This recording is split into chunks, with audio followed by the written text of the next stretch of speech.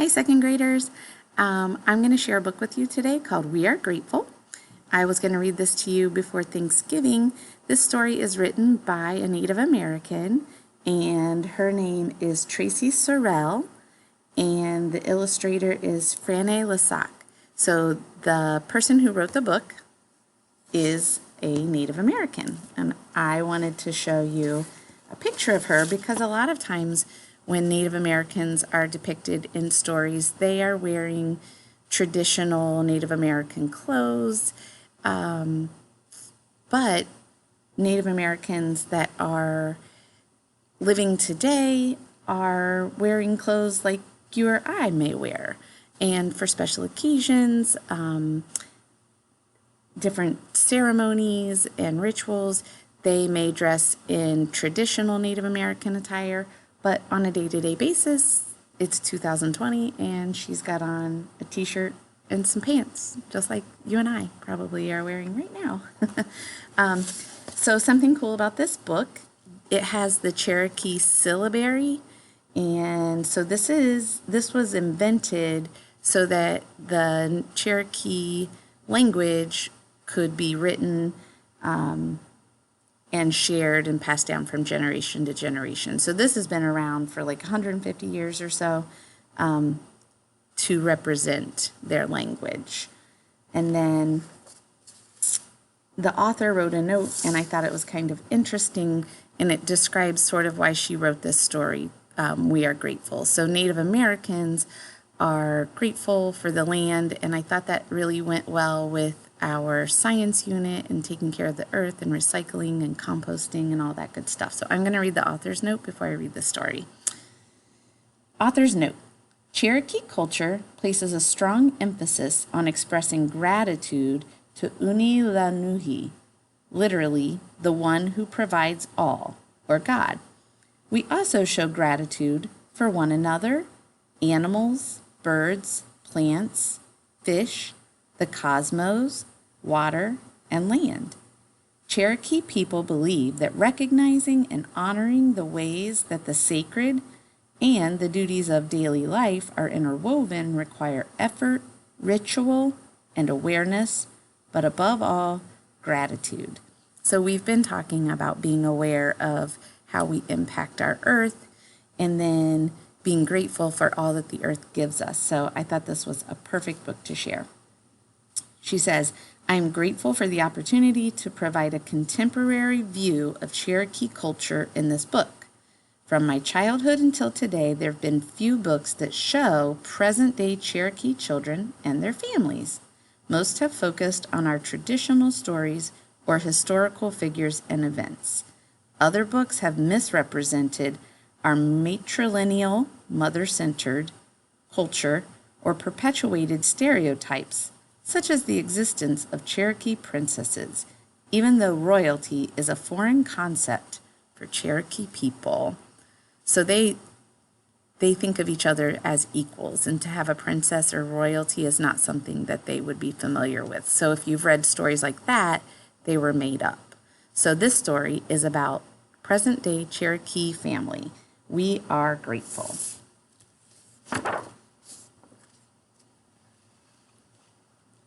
And forgive me if I stumble over some of the pronunciations.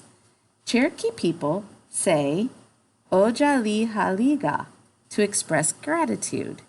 It's a reminder to celebrate our blessings and reflect on struggles daily, throughout the year, and across the seasons.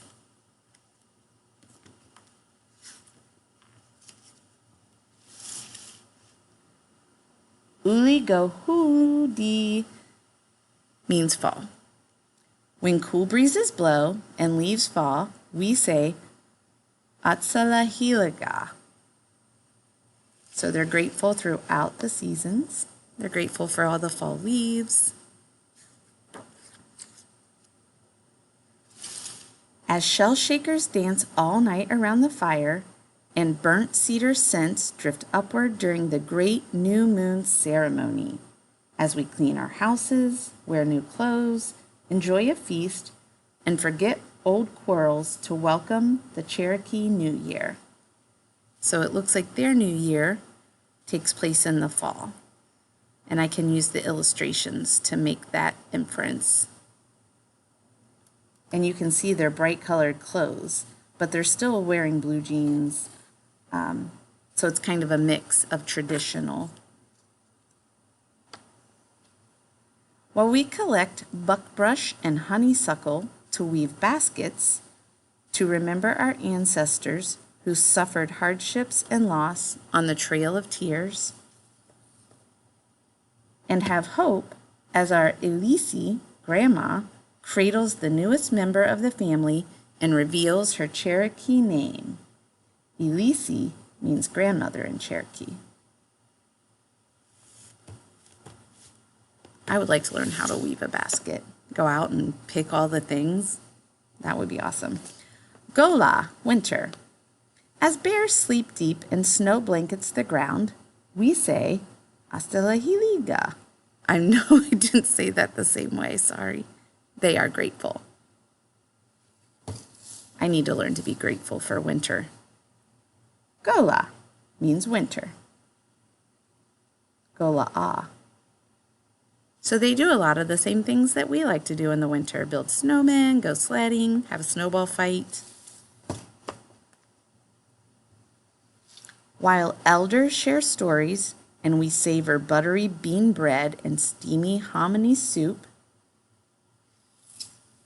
when we feed our animals and bird friends, as older children teach the younger ones how to make corn husk dolls and play cane flutes. So those are some things from their ancestors, and they're passing those traditions down. Corn husk dolls and cane flutes, and even their food, hominy soup and bean bread. While we gather to remember an uncle who has passed on, as men cuddle babies and sing traditional lullabies in Jalagi, Hawaii, and Cherokee.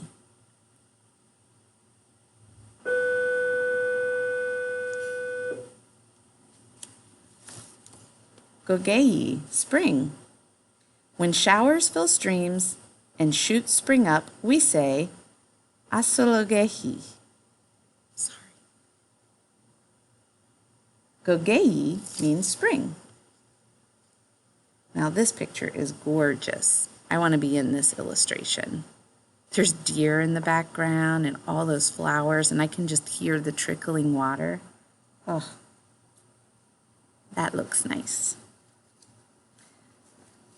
While men sing, asking for thunder and lightning's protection of the emerging sprouts that women tend, as we gather wild onions, spring's first food, and serve them with hens' eggs. I love that they still gather some of their food out in nature. As we practice patience to sew pucker-toe moccasins and coil clay to build beautiful pots. As we plant ani, strawberries, an ancestral story's sweet-smelling reminder not to argue with each other.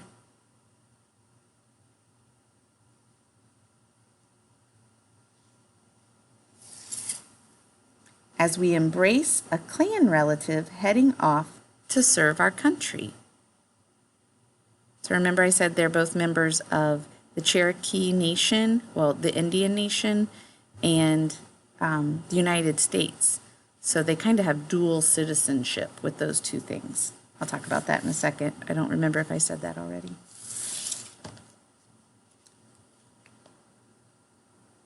Gogi, summer. As the crops mature and the sun scorches, we say, Atsalahegi. They are grateful throughout the year for all of these blessings. When we grasp our gigs and wade into the cool creek to catch crawdads for supper, as we sink our teeth into the season's first harvest at the green corn ceremony, while we click clack sticks, chase a small ball, and fling it high at the stickball game pole. When we recall the ancestors' sacrifice to preserve our way of life, so they're having a ceremony, and they're talking about all that their ancestors did before them and all of the struggles that they survived so that they could be here today. To celebrate Nulistanidohilu history and listen to our tribal leaders speak at Cherokee National Holiday. So I'm going to assume that's a little bit like their 4th of July, to celebrate their nation as Cherokee. Every day, every season, Astalahegi, we are grateful. So, the Cherokee people are members of both the Cherokee Nation and